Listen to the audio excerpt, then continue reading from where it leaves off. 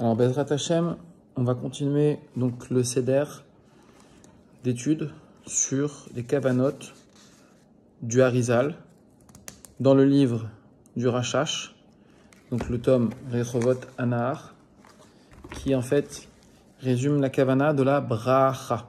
Ça s'appelle Matbea Bracha. Donc on avait vu que Barour, donc il fallait être Mechaven, Yechaven Yamshir. Donc on avait la kavana de faire descendre, Yechaven, la kavana, Leamshir de faire descendre, Shefa, donc l'abondance, la vitalité, d'accord, Miketer Elyon, donc c'est exactement le début du Etzraïm qu'on a fait dans l'autre cours, dans l'autre étude. Keter Elyon, c'est quoi? C'est le monde des Akudim, donc le point, le fameux point, d'accord.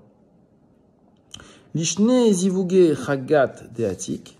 Donc on avait vu que Chagat Deatik, c'est la partie Chesed Gvurat Tiferet de Atik, qui font un zivug entre la partie mâle et la partie femelle. Chaque monde, il est constitué d'une partie mâle et partie femelle. Dans Atik, Yomin, qui est le Keter de Keter, d'accord, donc la plus haute partie de la plus haute partie, eh bien, le mâle et la femelle sont mélangés.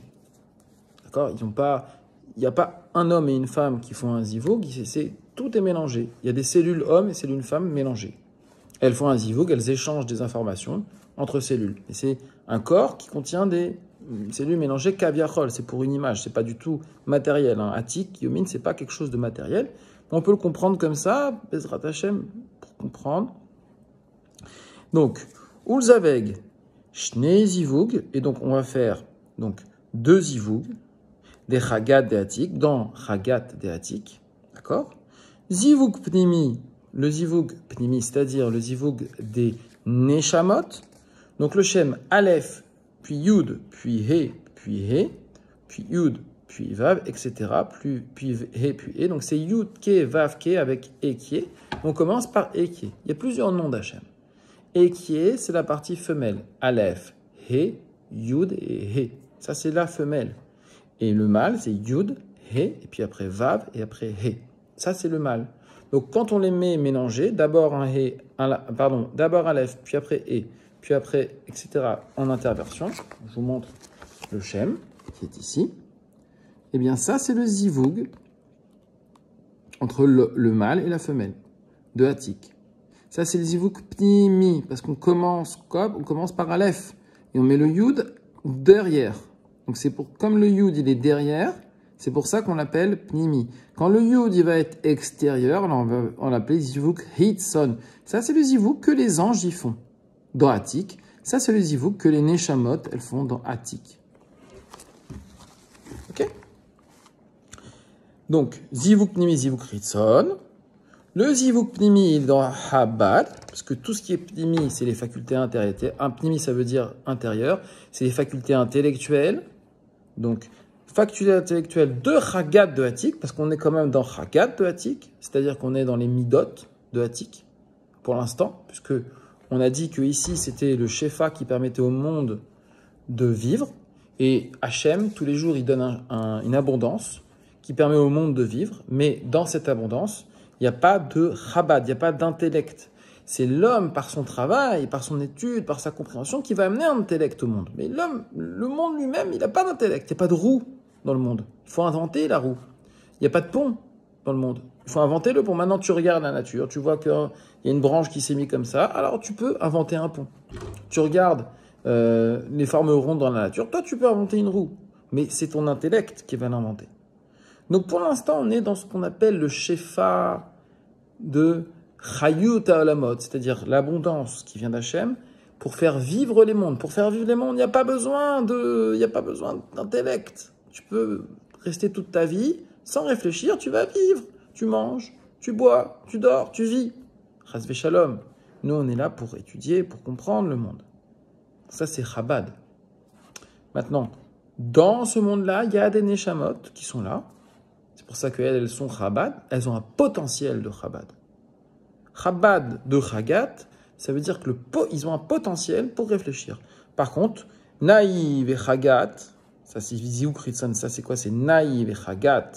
Les Chagat des Atik, ça c'est les anges. Eux, ils n'ont pas de libre arbitre. Ils font ce que Hachem il demande de faire. Il y a un ange qui est assigné à faire pousser une plante, alors Hachem, il mélange dans le corps de la plante, et la plante, elle pousse grâce à cet ange.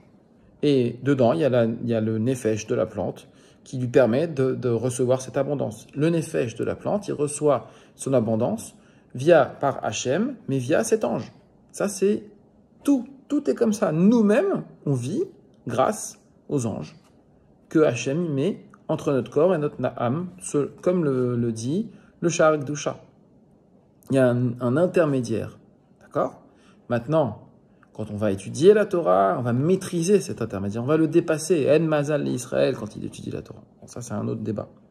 On continue la Kavana. Yechaven, on est conscient. Les Hamshir, Shefa, Mishne Zivug, Chagat, Deatik. Donc, de ces deux zivugim, on fait une raza, on l'avait déjà fait, tout ça.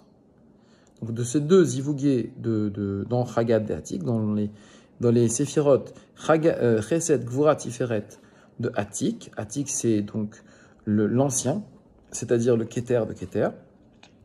Lishne Zivugim, donc dans les deux Zivug, Chagad de Harir Hanpin, donc ça c'est les Chesed Gvura Tiferet de Harir, qui lui est le Keter général. Le long visage, ça s'appelle Harir Hanpin, ok? C'est un monde. Dans le monde des Neshamot, il y a 5 mondes différents. Il y a Harir, il y a Abba, Ima, Za et Malchut. Il faut voir le Etzraïm pour comprendre ça. Okay, et dans Harir, on va avoir sa tête, son Keter qui est Atik. Et là, encore une fois, on a la même chose que dans Atik. On va avoir un Zivuk dans Harir, entre sa femelle et son mâle. Zivuk Pnimi, ça commence par Aleph. Zivuk Ritson, ça commence par Yud. C'est pareil, Chabad de Chagat de Harir et Chagat Naï de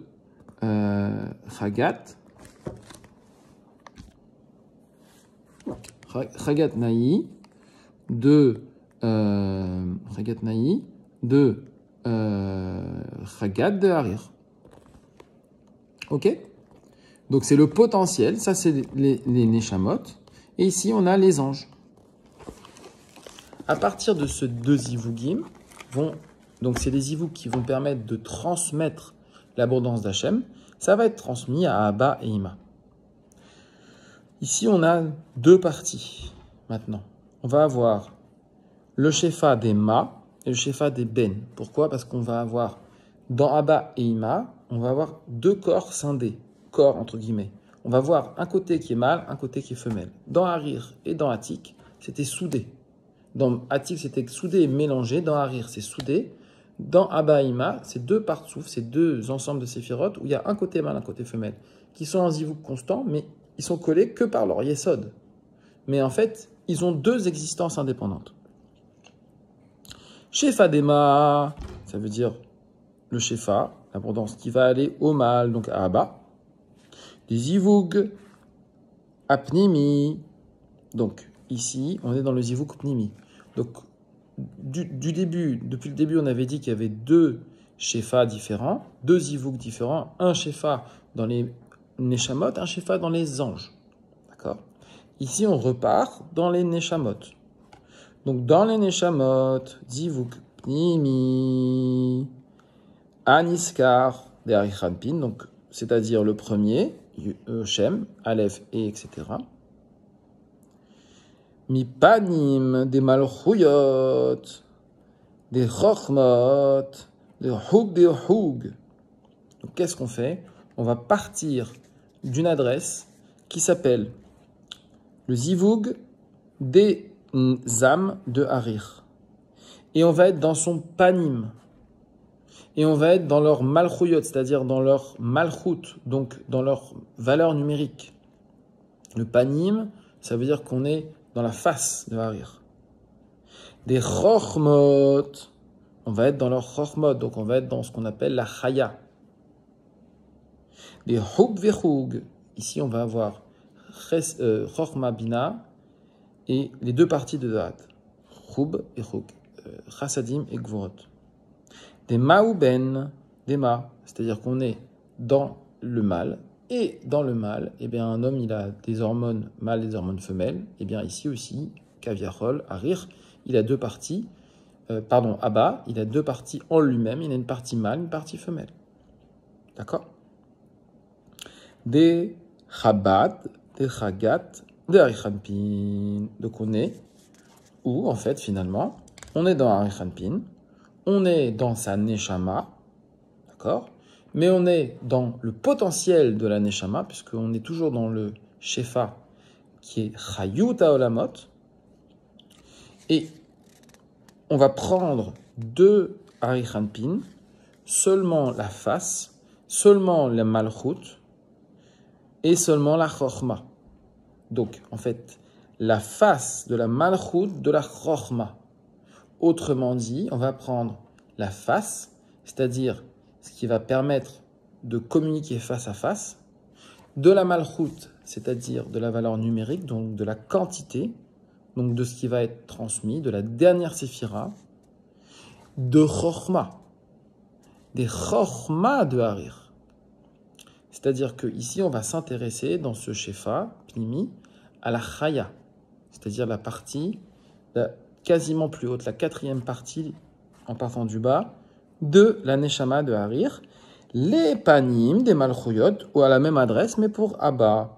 Les Panim, la face, les faces, des Malchuyot, des Malchut. Donc les Malchuyot, c'est les valeurs numériques, c'est la quantité, c'est la Malchut, en fait, la dernière séphira, de Chochma, de Chub et Chug. Chub, c'est Chochma Bina, Chug Chased Mikvurot, des Zivug Haelion, dans le Zivug Elion, des Chagbad, des Chagat, des Abba, Ve Israël Saba. C'est-à-dire que nous, quand on parle, on fait un Zivug. Quel rapport, vous allez me dire? Ah oui.